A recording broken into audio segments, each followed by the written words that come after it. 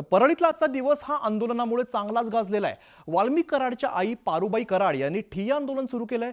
जातीयवादातून कारवाई केली जात असल्याचा आरोप वाल्मिक कराडच्या पत्नीने केलेला आहे। तर दुसरीकडे कराडच्या समर्थकांनी परळीमध्ये बंद पुकारलेला आहे। वाल्मिक कराडच्या आईसह समर्थकांनी ठिय्या आंदोलन करून न्याय देण्याची मागणी केली आहे। तर संतोष देशमुख हत्या प्रकरणात वाल्मिक कराडच्या कुटुंबियांनी परळी पोलीस ठाण्याबाहेर सकाळी ठिय्या आंदोलन केलेलं आहे। वाल्मिक कराडसाठी त्याची आई त्यांनी उपोषण सुरू केलं आणि उपोषण अस्त्र बाहेर काढत पोलीस स्थानकाबाहेरच ठिय्या मांडलेला आहे। वाल्मिक कराडवरती मकोका लावल्यानंतर परळी पोलीस स्टेशन बाहेर आंदोलनाला बसलेल्या कराडच्या आईंची तब्येत अचानक खालावली। कराडच्या आईंना आंदोलन करताना चक्कर आल्यामुळे परळी पोलीस स्थानकाबाहेर काही काळ तणावाचं वातावरण बघायला मिळालं।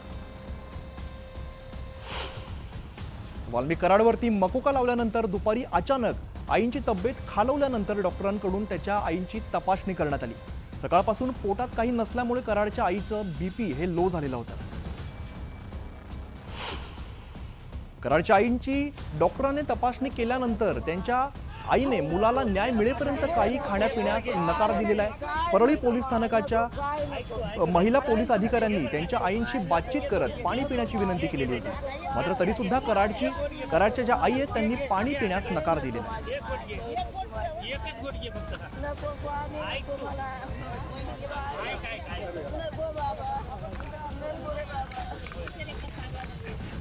सोनवणे नावाच्या महिलेने सध्याचे मंत्री आणि मारेकऱ्यांशी काय बोलणं झालं या संदर्भात पोलिसांना माहिती दिल्याचं नाना पटोलेंनी म्हटलेलं आहे।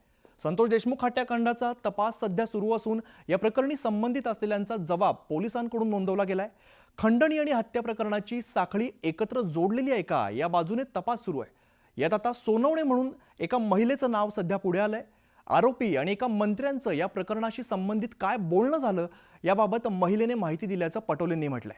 त्यामुळे ही सोनवणे नावाची महिला कोण याबाबत विविध चर्चा आता रंगू लागलेल्या आहेत।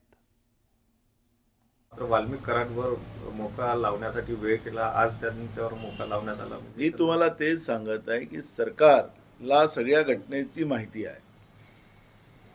सोनवाने नावाच्या जे महिला होती तिने जे काही मंत्री जे आता सध्या आहेत त्यांच्याशी आणि ज्यांनी हे पाप केलं संतोष देशमुखला मारण्याचं त्यांच्याशी जी बोलणं झालेलं होतं ते सुद्धा माहिती सरकारच्या जवळ आहे, गृह खात्याकडे आहे। तर वाल्मिक कराडच्या संपत्तीची नवी प्रकरणं समोर येत आहेत।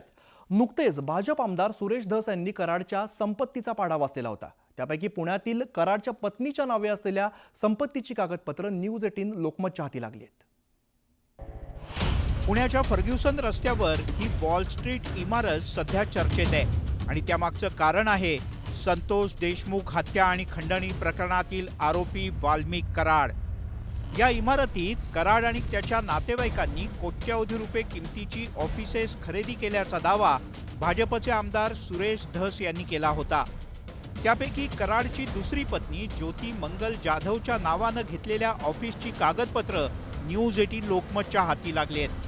दुसरी पत्नी ह्या ज्या जाधव आहेत ना ते त्यांच्या दुसऱ्या पत्नी आहेत, त्यांच्या नावावर 3 शॉप आहेत आणि वाल्मिक आका यांच्या नावावर 4, म्हणजे 5 कोटीला म्हणल्यावर एक किती झालं, 7 35 कोटी आणि विष्णू चाट्याचा एक 40 कोटी, 40 कोटीचे त्यांचे फ्लॅट, एक शॉपची किंमत 5 कोटी रुपये। एवढंच काय, कराडनं आपल्या ड्रायव्हरच्या नावानं संपत्ती घेतल्याचा दावा धस यांनी केला। खरं तर कराडच्या संपत्तीची मोठी यादी आहे आणि याच संपत्तीपायी कराडला ईडीची नोटीस आल्याचं सुद्धा बोललं जात आहे। जे छोटे आका आहेत यांना 2/2/2022 ईडीची नोटीस आलेली आहे। ईडीच्या नोटिसीची तारीख सुद्धा मी काढून आणली। एन्फोर्समेंट डायरेक्टरी दिल्लीची नोटीस आली। आता खून आणि खंडणी प्रकरणी वाल्मिक कराडवर मकोका अंतर्गत गुन्हा दाखल झालाय। त्यामुळे त्याच्या कोट्यवधी रुपयांच्या संपत्तीची सीआयडी कडून चौकशी केली जाणार आहे। संपत्तीच्या संदर्भात देखील उल्लेख सरकारी वकिलांनी केला हो, त्यांनी मागितले होते की आम्हाला ही संपत्ती कुठं आहे या संदर्भात माहिती घ्यायची आहे, याचा तपास करायचा। त्याला आमची पोलीस कस्टडीची आवश्यकता नाहीये, त्यामुळे त्याला कोर्टाने अमान्य केले। वाल्मिक कराडनं विविध शहरात जमा केलेल्या कोट्यवधी रुपयांच्या संपत्तीची ईडीला सुद्धा माहिती आहे. पण नोटीस देऊन ईडी गप्प का बसली असा सवाल विरोधकांकडून विचारला जातोय. वैभव सोनवणे, न्यूज 18 लोकमत, पुणे.